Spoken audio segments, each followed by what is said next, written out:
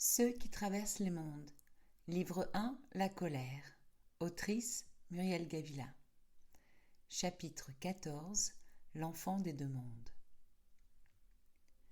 Cela faisait bientôt 2 semaines que les élus étaient rentrés à l'Arche Bleue, le cœur lourd du décès d'Oda, et la poitrine encore oppressée par la vision de guerre qu'avait évoquée la mystérieuse prophétesse.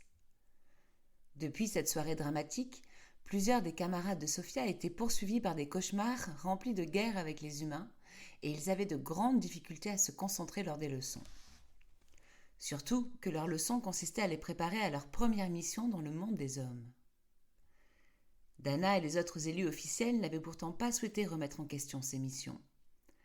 Dana n'avait absolument pas confiance en Sirto, ni en la vision de cette prophétesse que personne ne semblait connaître et qui s'était mystérieusement volatilisée. Il avait seulement été décidé que les tuteurs et tutrices accompagneraient les nouveaux élus pour leur première mission. Cette précaution fut jugée indispensable pour Dana, qui ne voulait pas risquer qu'un incident se produisît et qu'un des élus fût blessé ou pire encore. Il était évident pour la grande prêtresse qu'un seul petit incident donnerait la possibilité à Sirto de demander une suspension des missions des élus dans le monde des humains. Oui, l'histoire se répétait, et c'était bien la seule chose juste qu'avait annoncé cette étrange prophétesse. Sirto est à la hauteur de son ancêtre, Trio, pétri de la même soif de pouvoir et de haine contre les humains, pensa Dana. La grande prêtresse espérait toutefois que Sophia serait au moins aussi forte que son ancêtre à elle, Minerva. Du moins, qu'elle ne commettrait pas les mêmes erreurs. Pour cela, conclut-elle, il fallait déjà que Sophia connût la vraie histoire de Minerva. Elle décida donc de lui parler avant son départ en mission. Dana devait faire vite, car les premières missions auraient lieu dans 1 semaine, du moins pour les premiers élus qui avaient reçu l'appel. Et ils étaient déjà 11, dont Sophia. À leur retour à l'Arche Bleue, les tuteurs avaient en effet interrogé les élus sur leurs cauchemars et leurs rêves. Ce fut à ce moment-là que Sophia comprit que le cauchemar qui la hantait depuis des semaines était en fait l'appel d'une petite fille humaine. Les cauchemars de Raja avaient commencé seulement à son retour à l'Arche Bleue.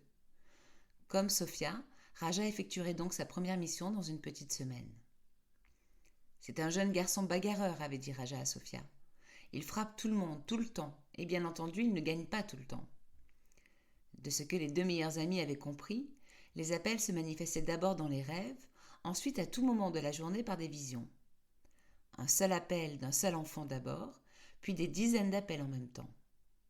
Cybèle les avait rassurés en leur disant qu'ils apprendraient à recevoir tous ces appels sans être gênés.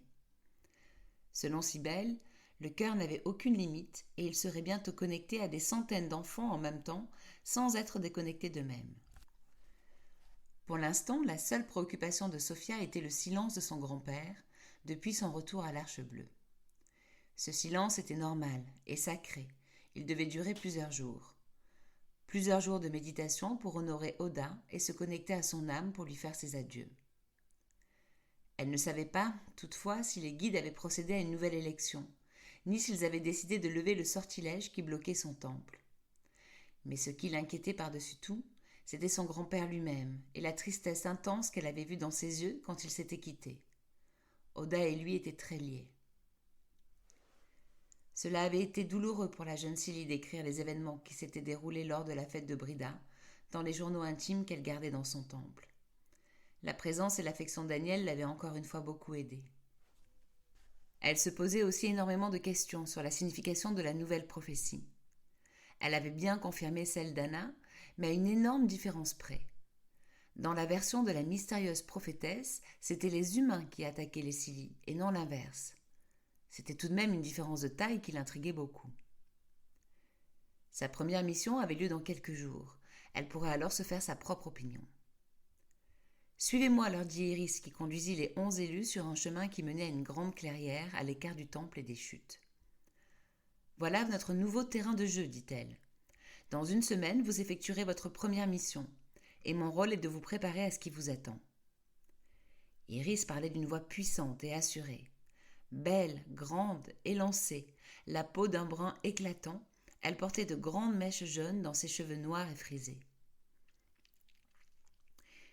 Iris était impressionnante, et peu de Silly pouvaient soutenir son regard. La Silly de la joie possédait en effet un regard particulièrement intense et perçant, comme si elle avait déjà vécu 100 vies ou des milliers d'années. Une voix cria soudain. « Je suis là, pardon pour le retard », ajouta Leila, Silly de la peur qui se précipita vers Iris. Leila regarde vraiment Iris avec beaucoup de déférence, nota Sophia. Bien, dit Iris. La première chose que vous devez maîtriser est l'invisibilité. Tant que vous restez invisible, vous ne risquez rien. Iris fit signe à Leila pour prendre la suite. Leila sursauta, surprise d'intervenir aussitôt, puis attacha à la va-vite ses cheveux parsemés de ses multiples mèches oranges. Elle prit une grande inspiration, puis parla ensuite à toute vitesse. L'invisibilité, comme le fait d'arrêter brièvement le temps, fait partie des pouvoirs liés à la peur. Mais le premier s'acquiert plus simplement que l'autre. Ne vous inquiétez pas. Écoutez bien. Vous devez d'abord vous connecter avec l'une de vos peurs, la plus intense. Attention, pas une peur imaginaire, mais une peur que vous avez déjà ressentie. Puis concentrez l'énergie de votre peur dans vos mains, écartez vos bras et ramenez vos mains au-dessus de votre tête et claquez-les. Et voilà. En faisant ce mouvement, vous créez avec vos mains un champ d'énergie autour et au-dessus de vous qui renverra la lumière et vous rendra invisible. Pour y mettre fin, il vous suffit de faire le mouvement inverse. D'abord claquez des mains, puis descendez vos bras et vos mains le long de votre corps, les paumes vers le sol. Comme ceci. Et voici, c'est compris ? Demanda-t-elle. Quelque peu incertains, les élus répondirent toutefois par l'affirmative. Un nouveau flux de paroles rapides s'abattit alors sur les apprentis. Très bien, choisissez maintenant la peur la plus intense que vous ayez eue dans votre jeune vie. Je vais passer vous voir l'un après l'autre pour vous aider à vous reconnecter avec cette peur. Cela ne va pas être agréable, mais cela ne durera qu'un instant, et avec le temps, vous apprendrez à accueillir votre peur sans trop de sensations désagréables. Mais pour cette première leçon, Inès va m'aider en vous instillant un peu de courage. Inès sursauta à la mention de son nom, sans avoir bien compris le sens des paroles de Leila. Raja, qui avait aussi un débit rapide, lui répéta les propos de la tutrice. Leila aida alors chaque élu à se reconnecter avec sa plus forte peur. À chaque fois, un cri, un frissonnement, une pâleur intense envahirent les élus. Avec le courage insufflé par Inès, l'élu réussissait malgré sa peur à dessiner le mouvement créateur d'invisibilité. Grâce à Leila, Sophia se reconnecta à son agression par un humain et surmonta ses craintes pour créer son champ d'invisibilité dès la première tentative. Raja dut s'y reprendre à 2 fois, car à la place de son champ d'invisibilité, elle se mettait à léviter. C'est son moyen de défense, expliqua Leila, encore à toute vitesse. Plutôt que d'accueillir sa peur, Raja a voulu fuir et léviter. C'est un réflexe naturel, mais il faut l'oublier si vous voulez générer votre champ d'invisibilité. Ne fuyez pas, mais accueillez votre peur pour en transformer l'énergie en invisibilité. Après plusieurs essais et après s'être assurée que tous maîtrisaient le don d'invisibilité sans son aide et celle d'Inès, Leila s'adressa à l'élu du courage. « Je te remercie de ton aide, Inès. À toi maintenant. Mais je te préviens, c'est un exercice très difficile pour les élus du courage. Il te faudra sûrement t'y reprendre à plusieurs fois. En tant que Silly du courage, tu ressens bien entendu la peur, mais ton instinct te dit de combattre, d'affronter cette peur. Ce n'est pas ce que tu dois faire ici. Rappelle-toi, tu dois accueillir et utiliser cette peur. Ne la combats pas, ne l'affronte pas. Il va te falloir choisir une peur que tu n'as pas encore affrontée.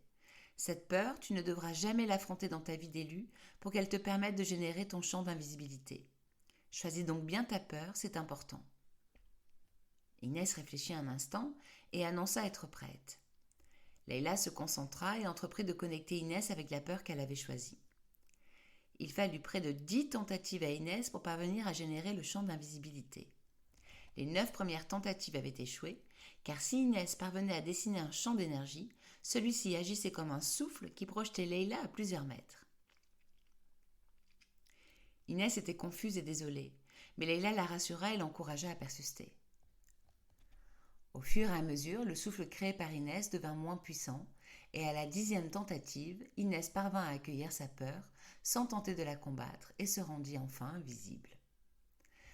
Bravo à tous!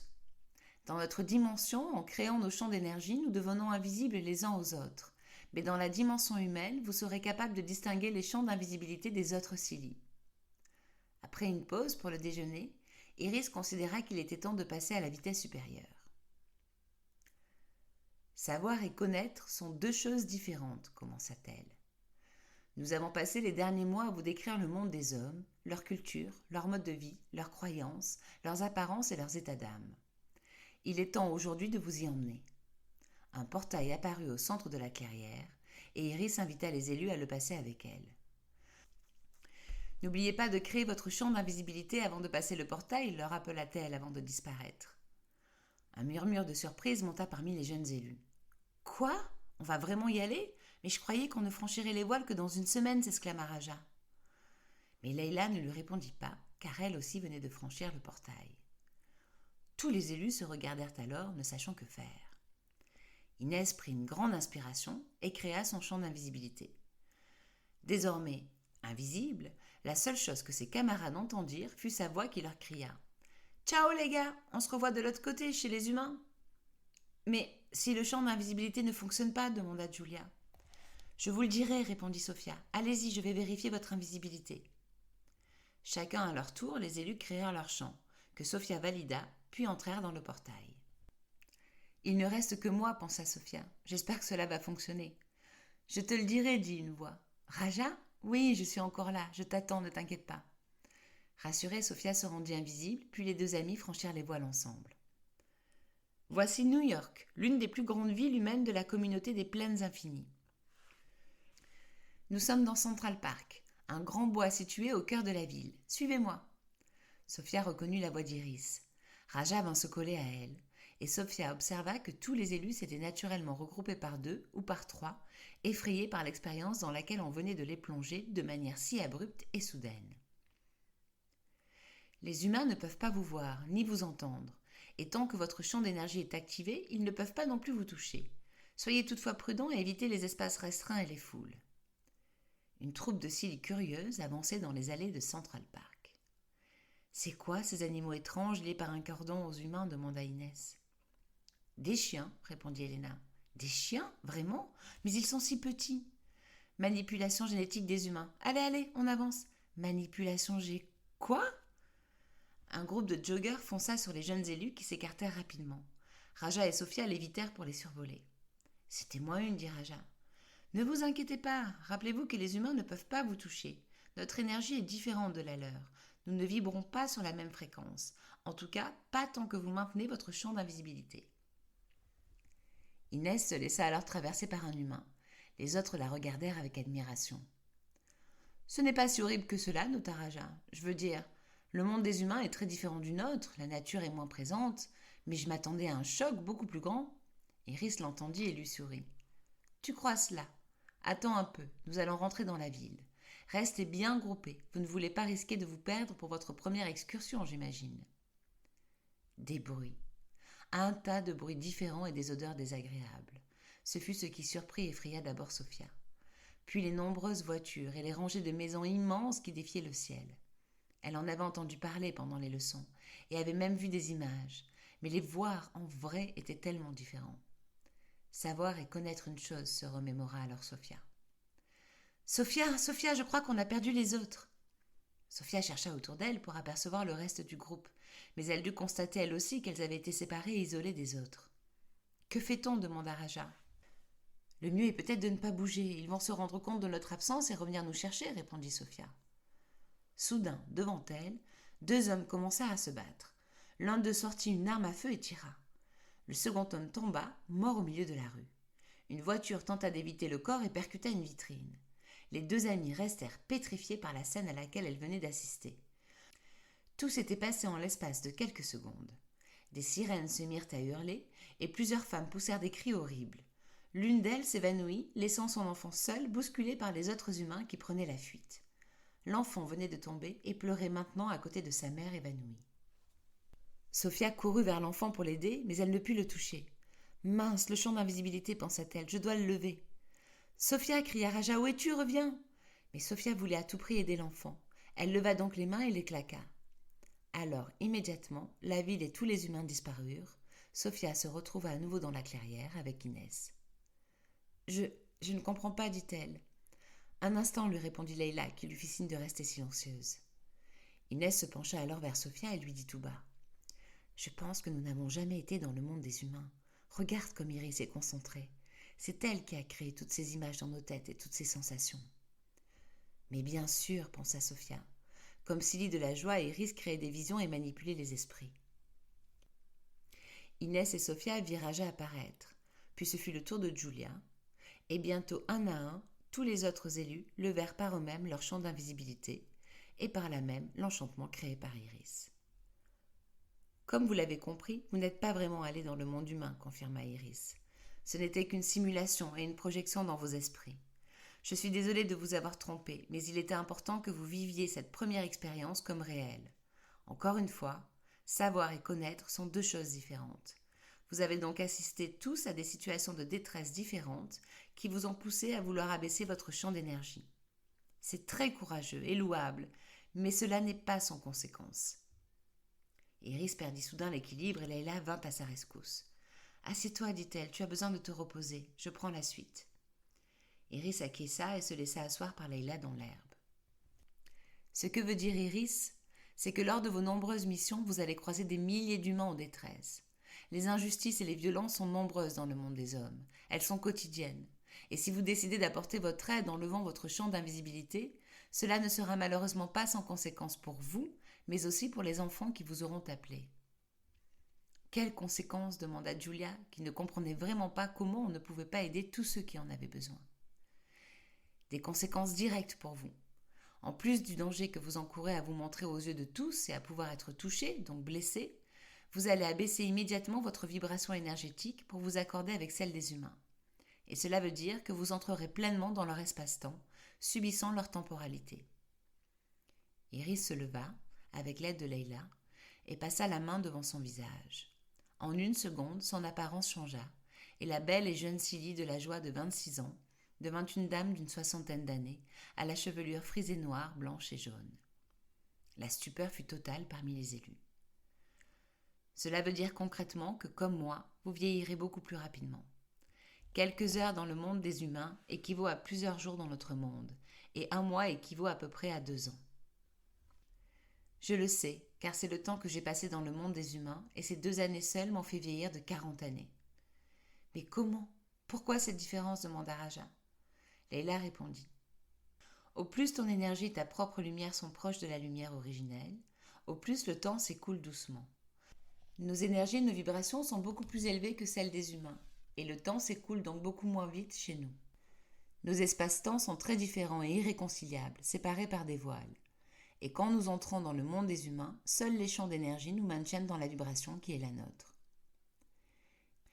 Iris, pourquoi avoir passé 2 ans dans le monde des humains ? Demanda Julia, gênée. Iris lui sourit pour lui signifier que sa question n'avait rien d'indiscret et qu'elle était prête à y répondre. Cela ne s'est pas fait d'un coup. J'ai fréquemment mis fin à mon invisibilité durant ces dernières années. C'était par amour, mais aussi, je crois, par orgueil. Ce fut d'abord juste quelques heures pour aider 2 sœurs jumelles de 2 ans dont j'avais reçu l'appel. Les 2 enfants étaient seuls, leurs parents avaient été tués lors d'une guerre sanglante entre 2 clans humains sur les terres de la mer des rêves. Je me suis matérialisée pour m'assurer qu'un humain prendrait soin de ces 2 petites filles. Je les ai laissées aux soins de religieuses. Puis je suis retournée les voir, juste pour m'assurer qu'elles allaient bien. Je me sentais responsable d'elles. Et je suis revenue et revenue encore. La vérité est que je m'étais attachée à elles. Elles me manquaient, je voulais plus que les voir, je voulais les sentir, les toucher. Et je leur manquais aussi. Elles ne comprenaient pas mon absence et m'appelaient souvent. Et à chaque fois je répondais et à chaque fois je me matérialisais pour les prendre dans mes bras, leur raconter des histoires et leur insuffler de la joie et de l'espoir. Les religieuses de l'orphelinat s'étaient habituées à mes visites régulières. Elles me prenaient pour une de leurs saintes et m'attendaient. Je ne pensais rien faire de mal, et il m'importait peu de vieillir plus rapidement, du moment que je voyais mes 2 petites filles. Mais je sais maintenant que j'ai commis une erreur. Iris respira et déglutit avant de continuer. D'abord parce que ces 2 petites filles, Jamila et Anissa, étaient tristes quand je n'étais pas avec elles. Ensuite parce que les femmes religieuses qui désormais me priaient ne cherchaient plus à les faire adopter. Elles avaient décidé d'en faire des religieuses, comme elles. Et puis au plus je vieillissais, au plus mes pouvoirs diminuaient, et au moins j'entendais les appels des autres enfants que je devais aider. Personne ne connaissait mon secret. Comme Silly de la joie, je m'assurais que personne ne pût voir que j'avais vieilli. Un jour, je n'ai plus ressenti les appels des autres enfants du tout. J'ai eu peur, et j'ai tout avoué à Dana et à mes sœurs et frères. Ils m'ont aidé à faire en sorte que les 2 petites filles et les religieuses m'oubliassent et que Jamila et Anissa fussent enfin adoptées. Elles sont aujourd'hui heureuses dans leur nouvelle famille. Et sans moi, elles auraient vécu ce bonheur bien plus tôt. J'ai à nouveau entendu les appels des autres enfants. Et j'ai repris mes missions sans jamais plus mettre fin à mon invisibilité. Merci Iris, lui dit Leila. Puis elle ajouta pour les jeunes élus. Vous matérialisez a donc des conséquences pour vous, mais aussi pour les humains, les enfants que vous aidez. Réfléchissez bien, même avec de bonnes intentions, de graves erreurs sont commises. Julia s'avança spontanément pour se jeter dans les bras d'Iris. Iris l'embrassa puis repassa sa main devant son visage et redevint immédiatement une Silly de 26 ans. La première leçon avait été donnée. Les jeunes élus furent libérés, sauf Sophia. Dana a demandé à te voir. Elle t'attend devant l'entrée de Terra, intervint Leila. Dana attendait en effet Sophia devant l'entrée de la bibliothèque des Silly de la Terre. Elle n'était pas seule, et Sophia reconnut Nadège, la grande sœur des Silly de la Terre. Bonjour Sophia, commença Dana. Je viens tenir ma promesse. Sophia sentit les battements de son cœur s'accélérer. Tout son corps sentait que ce qu'allait lui raconter Dana serait important. Elle suivit Nadège et Dana à l'intérieur de Terra.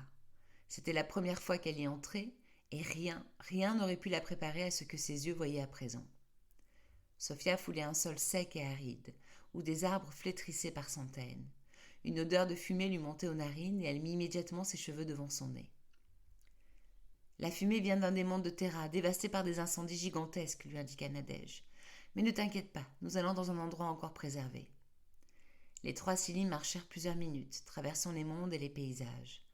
La plupart des mondes que Sophia découvrait étaient beaux et florissants, mais d'autres ressemblaient à des lieux de bataille avec des animaux en souffrance et des végétaux assoiffés. Je ne comprends pas, osa enfin Sophia. Je croyais que Terra était à l'image de notre terre. Elle l'est, répondit Nadège, qui lui sourit tristement. Terra se meurt, tout comme notre planète. Sophia se pétrifia, bouleversée par cette révélation. Ne t'arrête pas, Sophia, la pressa Dana. Nous sommes bientôt arrivés, nous te dirons tout. Elles marchèrent de longues minutes dans une grande vallée encaissée et encore verdoyante, pour enfin arriver au bord d'un lac qui entourait une petite montagne. Sophia fut émerveillée par la lumière dorée qui se dégageait de la montagne et n'aperçut pas la petite bague et les éclats d'émeraude qui jonchaient les herbes juste à ses pieds. Au centre de la montagne, Sophia découvrit un léopard des neiges endormi dans un sarcophage de verre. La jeune Silly fit glisser sa main sur le sarcophage pour observer attentivement le corps de l'animal. « Mais il respire, il est vivant !» Sophia avait aperçu la poitrine du léopard se soulever lentement et s'abaisser. « Il s'appelle Klima, lui répondit Nadège. Il est le gardien de Terra. Et il se meurt. Que lui est-il arrivé? Il a été blessé et empoisonné. Par qui et pourquoi? Nous ne le savons pas. Klima gardait un objet précieux et nous pensons que la personne qui a blessé Klima recherchait cet objet. » Nadège invita Sophia à s'asseoir à ses côtés. Dana leur tournait le dos.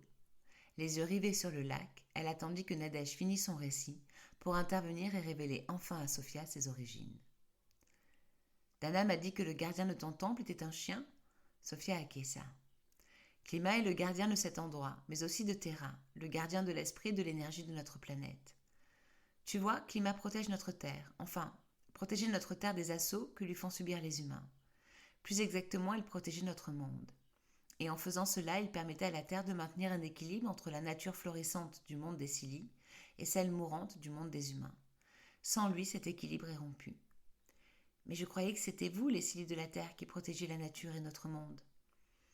En tant que Silly de la Terre, nous prenons soin de la nature et la faisons croître. Mais c'est Klima qui protège notre monde de la pollution et de la destruction humaine.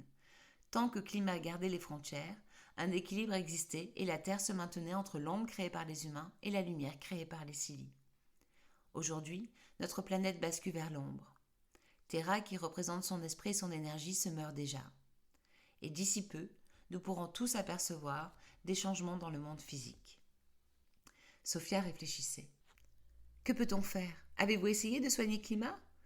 Oui, avec toutes les Silly de l'amour. Elles ont pu le sauver mais pas le guérir. Son sang est empoisonné par une substance qui nous est inconnue. Je pense qu'elle vient du monde des humains. Ce serait la seule explication, mais je n'en suis pas certaine. Que puis-je faire? Finit alors par demander Sophia. Merci de demander. Il y a en effet une chose que toi seule, Silly de la sagesse, peut faire. Nadège se leva et fit apparaître la carte du monde Terra sur le plafond de la grotte. Cette carte indique où se trouvent les pierres de lumière. Il en existe 3. Tu connais déjà les 2 premières. Les pierres de soleil que nos ancêtres nous ont léguées et qui permettent de transformer les énergies en matière, et les pierres de lune qui permettent d'identifier l'ombre et de nous alerter. Sophia mit immédiatement la main sur son pendentif. « Je sais que tu as une pierre de lune à ton cou, Sophia. »« Comment ?»« Regarde. » Et Nadège manipula la carte pour zoomer sur son reflet et la petite pierre de lune qu'elle avait au cou. « Cette pierre est précieuse. Prends-en grand soin. Peux-tu me dire où tu l'as eue ?»« Maestro me l'a offerte. Il m'a dit qu'elle était à côté de moi le jour où il m'a trouvée. » Bien sûr, pensa Dana qui tressaillit. Elle en a hérité de son ancêtre. Minerva avait emporté avec elle toutes les pierres de lune. « Puis-je la voir ? Les pierres de lune ont toutes disparu il y a longtemps. » Sophia détacha son collier et le tendit à Nadège, qui observa attentivement la pierre noire et lisse. Dana, n'y tenant plus, se retourna et s'approcha pour regarder et toucher la petite pierre de lune de Sophia. « La dernière des 3 pierres, reprit Nadège, est la pierre de terre. Cette dernière est unique et indivisible, comme la terre elle-même. Cette pierre permet de réunir tout ce qui est éloigné ou différent. La pierre de terre permet de communiquer avec tous les portails en même temps, et elle permet aussi aux espèces végétales et animales de communiquer entre elles. Elle a enfin un fort pouvoir de guérison et de régénération. Si cette pierre se brise ou est détruite, alors les portails pourraient disparaître, ainsi que les connexions et le respect entre les espèces qui règnent sur notre monde. Nous deviendrions, comme les humains, isolés des autres espèces et isolés de l'esprit de la Terre elle-même. Nous pensons que c'est cette pierre que convoitait la personne qui a blessé Climat. Sophia était intelligente et réagit immédiatement. « On a essayé de me voler ma pierre de lune. »« Sabine, oui, nous savons, répondit Dana. Comment le savez-vous ? Valéria a absorbé elle aussi une partie de la colère de Sabine, rappelle-toi. Et Maya, en la guérissant, a vu ce que Sabine cherchait. »« Bien sûr, répondit Sophia. Mais alors, cela voudrait dire que Sabine pourrait aussi être celle qui a blessé Climat ? C'est une possibilité, oui. Possibilité que je n'ose envisager, mais oui, cela se pourrait, répondit Dana, toujours le dos tourné. Dans ma vision, Sabine y avait été obligée par une autre Célie, mais je n'ai pas pu voir qui, ajouta-t-elle confuse. Nous trouverons, ne t'en fais pas. L'essentiel est que tu prennes grand soin de cette pierre de lune, la rassura Dana, et que tu parviennes à trouver la pierre de terre. Trouver la pierre de terre ? Oui, reprit alors Nadège. La carte indique où se trouve la pierre, mais celle-ci doit se manifester elle-même.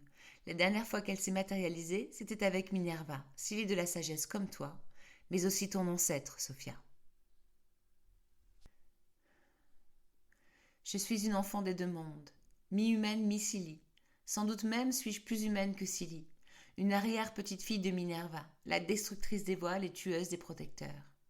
Ma mère s'appelait aussi Sophia. Elle est décédée en me donnant la vie, et mon père est inconnu. C'est la sœur de ma mère, Nicole, qui a alors pris soin de moi. Voyant que mes pouvoirs étaient puissants et incontrôlables, elle m'a confiée au Célie, et c'est comme cela qu'à mes 2 ans, j'ai changé de monde. Je suis apparemment aussi la première descendante de Minerva à avoir hérité de ses pouvoirs. Mon ancêtre est tombée amoureuse d'un humain, William, et s'est opposée à Trio, lui-même ancêtre de Certo. Elle a cherché à lever les voiles entre le monde des humains et celui des Célie. Et elle a fini par tuer un grand capitaine en défendant des humains avant de franchir les voiles, enceinte du premier enfant des 2 mondes. Ce secret a été gardé pendant près de 2000 ans pour préserver la paix et l'harmonie avec les guides et protecteurs, ainsi que mettre fin à la querelle intestine que Minerva et Trio avaient provoquée. Transmis à chaque grand frère et à chaque grand prêtre de l'ordre des élus et des Célies de la terre, ce secret est aussi gardé par une communauté d'humains descendants de Minerva et de William. Mon ancêtre, Minerva, a souhaité réunir les 2 mondes après avoir trouvé la pierre de terre et reçu son message. Aujourd'hui, il m'est demandé de retrouver à mon tour la pierre de terre et de recevoir son message. Nadège et Dana espèrent que la terre me communiquera la solution pour guérir Climat et ainsi éviter la destruction de nos 2 mondes. De mes 2 mondes. C'est le dernier et seul espoir, ont-elles ajouté. Voilà tout ce que l'on m'a révélé sur mes origines et sur une partie de mon destin.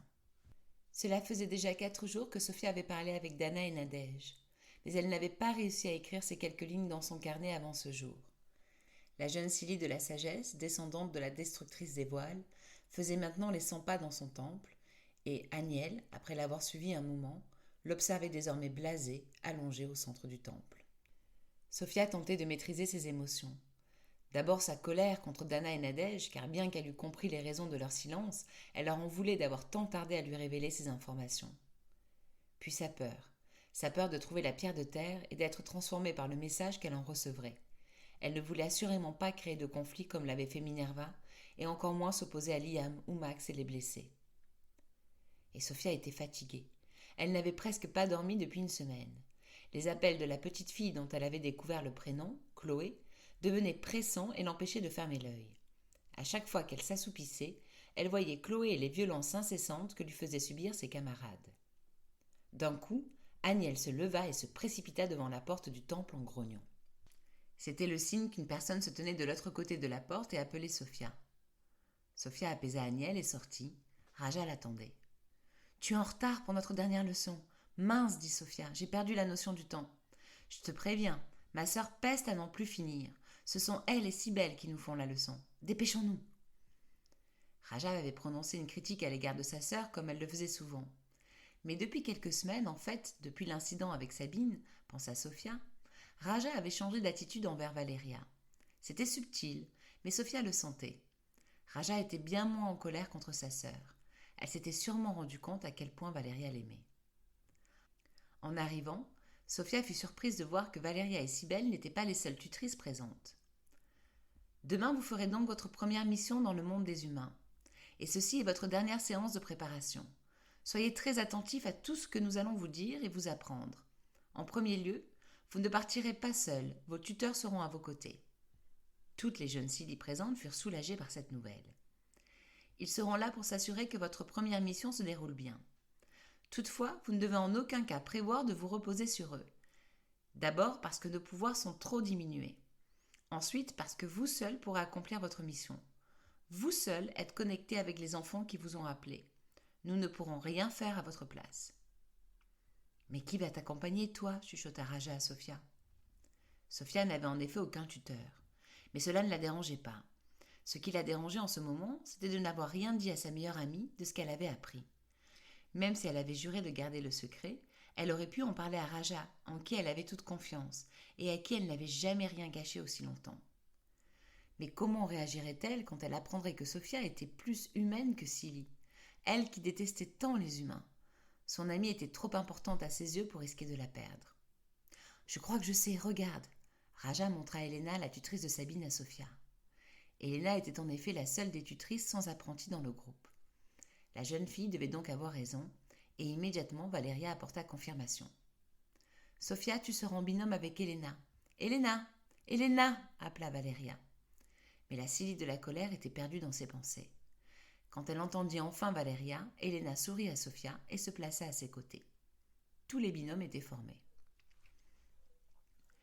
Bien, la seconde chose est comment retrouver votre enfant dans le monde humain. Cybèle ? Cybèle prit la suite.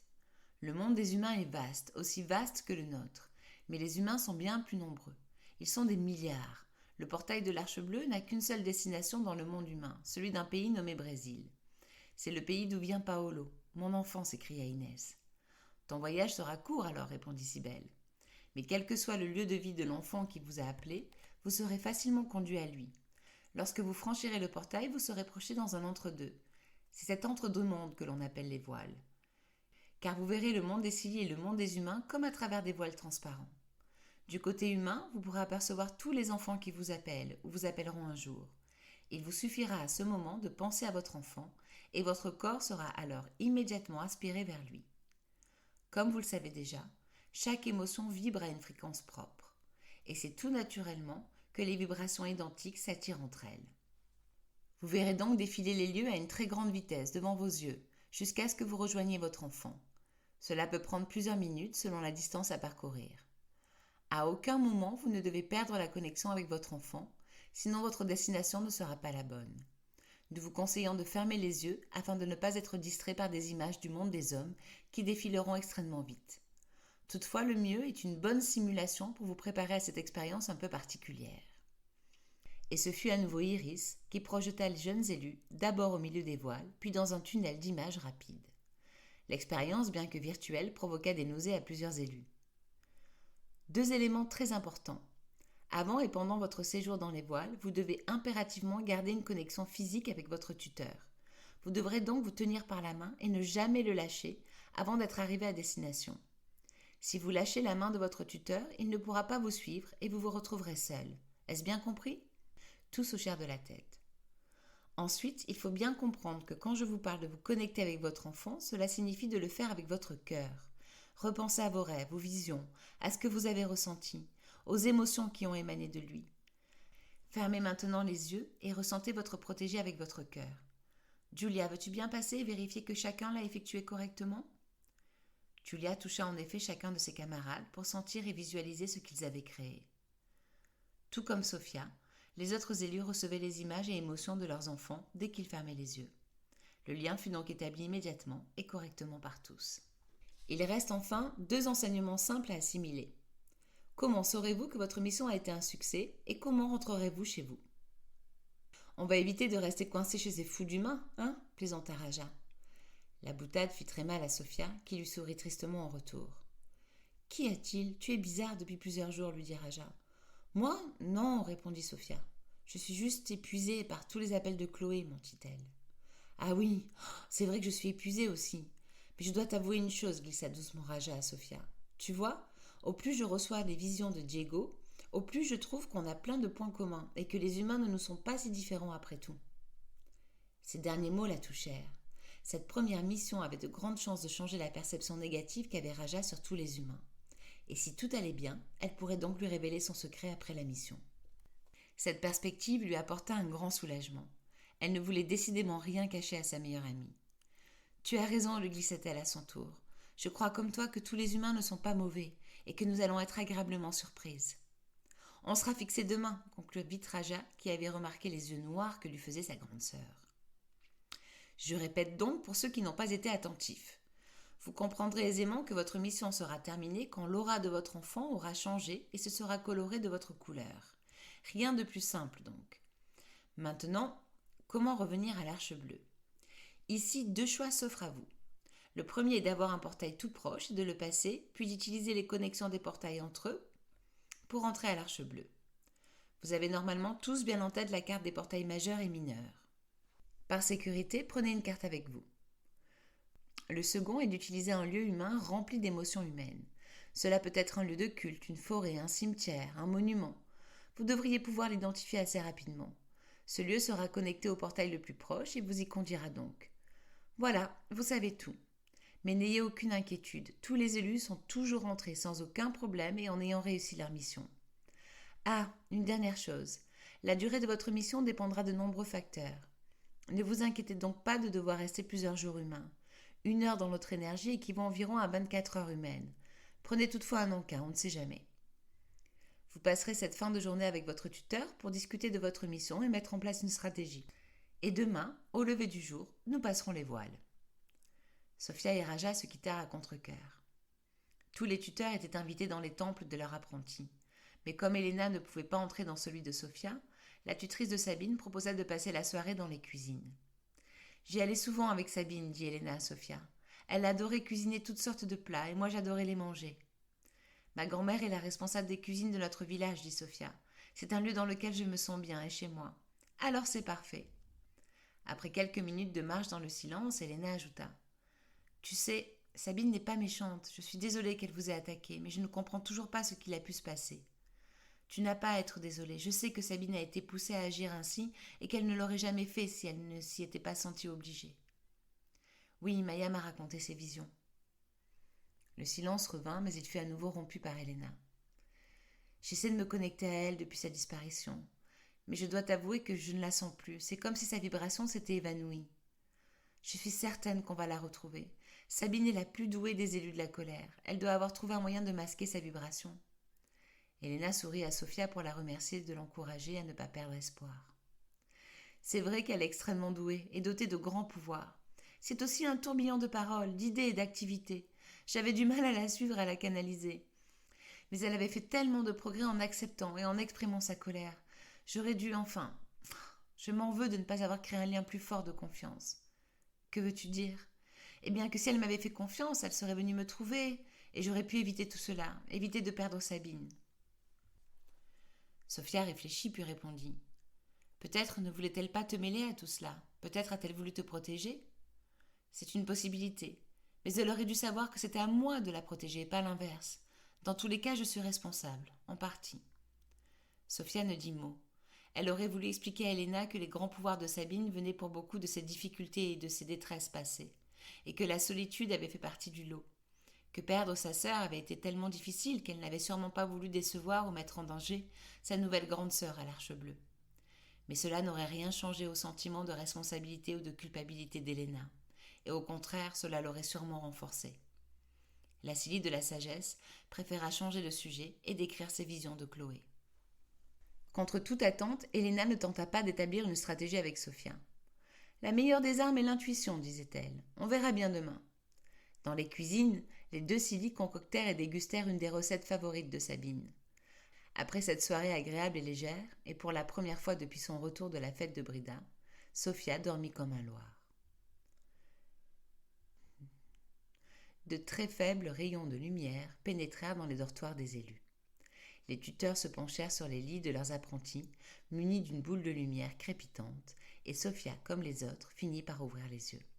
C'était l'heure de découvrir le monde qu'il avait vu naître, un monde dont elle n'avait aucun souvenir. Le soleil commençait tout juste son ascension, quand un à un, les binômes franchirent le portail après avoir créé leur champ d'invisibilité. « Bonne chance, souffla Sophia à Raja. « Oui, à toi aussi. » « Celle qui revient la dernière a un gage, lui répondit Raja, juste avant de passer le portail. « À nous, lui dit Helena. Tu es prête ?»« Oui. »« Allons-y, lui répondit Sophia dans un souffle. Chloé, passage 6. Chloé avait fini par s'endormir dans les bras de sa mère, ce qui avait laissé le temps à Sophia de réfléchir et de faire le point. Les punitions ou sanctions des adultes humains ne fonctionnaient pas et se retournaient contre Chloé. Les attaques étaient assez violentes pour blesser la jeune fille, mais pas assez pour que les adultes humains intervinssent vraiment. Par ailleurs, quand Chloé réussissait, leur jalousie exacerbait leur haine. Et enfin, Chloé était seule et elles étaient 3. Il faut trouver un moyen pour que ces 3 filles insensibles n'osent plus s'attaquer à Chloé, qu'elles en aient peur ou qu'elles la respectent. Mais comment ? Se demandait Sophia. Cela faisait des heures qu'elle réfléchissait, et une question tournait en boucle dans sa tête. Elle m'appelle comme élue de la colère. C'est donc avec la colère que je dois l'aider. Pourquoi ma première tentative a-t-elle échoué ? Ses yeux se posèrent sur le dessin des 3 agresseurs malmenant le beau crapaud arc-en-ciel. Il était superbe, ce dessin. Elle était vraiment très douée. Aussi douée que Julia, son amie Silly de l'amour. Les caricatures d'Isabelle, Peggy et Victoire étaient remarquables. 3 sorcières, le visage déformé par la haine et la méchanceté. « Mais oui, c'est cela. En tout cas, cela vaut le coup d'essayer, s'exclama la jeune élue. Les dessins, c'est comme cela qu'elle exprime ses émotions. Sophia prit place dans Chloé et se concentra pour lui envoyer un rêve. Si elle est parvenue à m'envoyer des rêves, je peux le faire aussi, se convainquit-elle.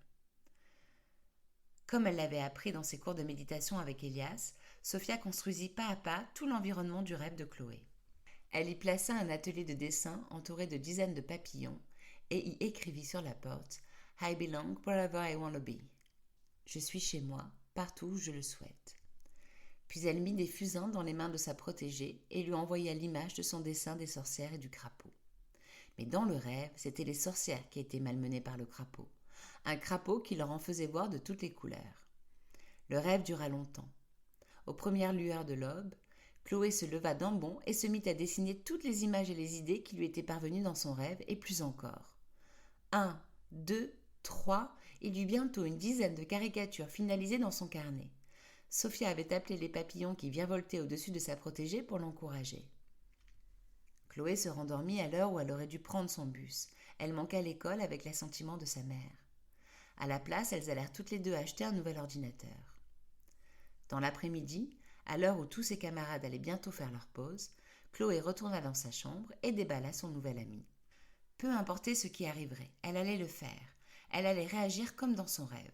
Elle allait répondre à sa manière et elle continuerait à le faire. Le cœur battant, elle se connecta à son blog et téléchargea une à une les photos de ses nouveaux dessins. Et elle attendit. Cling! Oh, cette tête, Isabelle, elle t'a pas loupé. Cling! Un second message apparut. MDR, tu as vu le nez de Peggy? Oh, c'est trop bien fait, lol. Cling! Un troisième. Waouh, c'est la vengeance du crapaud. La roue tourne, on dirait. Vas-y, Chloé, encore, tu peux caricaturer la prof de maths? Cling, cling, cling. Les compliments affluaient, ainsi que les moqueries. Mais ces dernières n'étaient plus pour Chloé.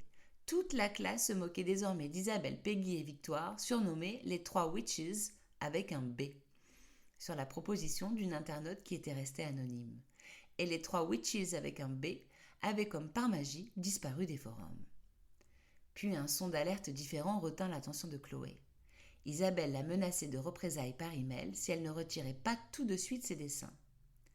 Chloé passa de la joie au tremblement. Elle allait devoir retourner en cours le lendemain et payer ce qu'elle venait de faire.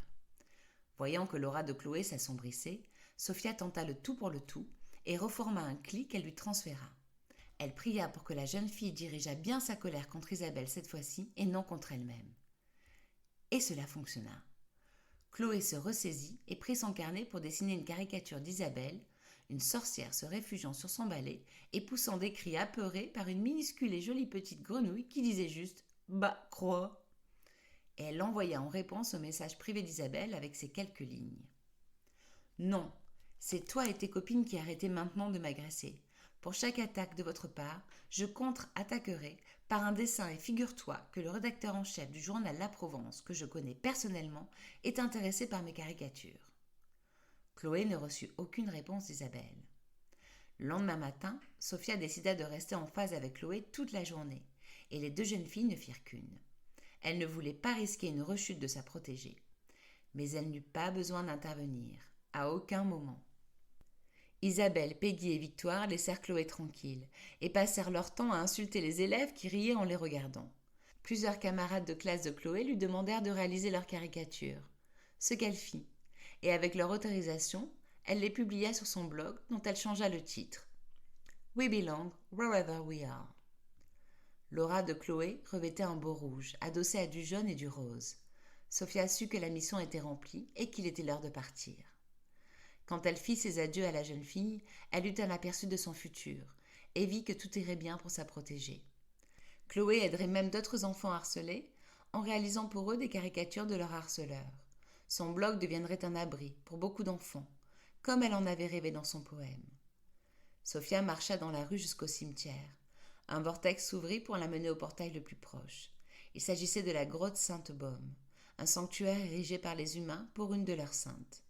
Sophia observa attentivement la statue de la femme entourée de 2 anges, devant laquelle étaient allumés plusieurs cierges. C'est la gardienne du sanctuaire, pensa-t-elle, comme pour nos temples. La jeune Sylvie franchit différents portails jusqu'à celui de l'Arche bleue.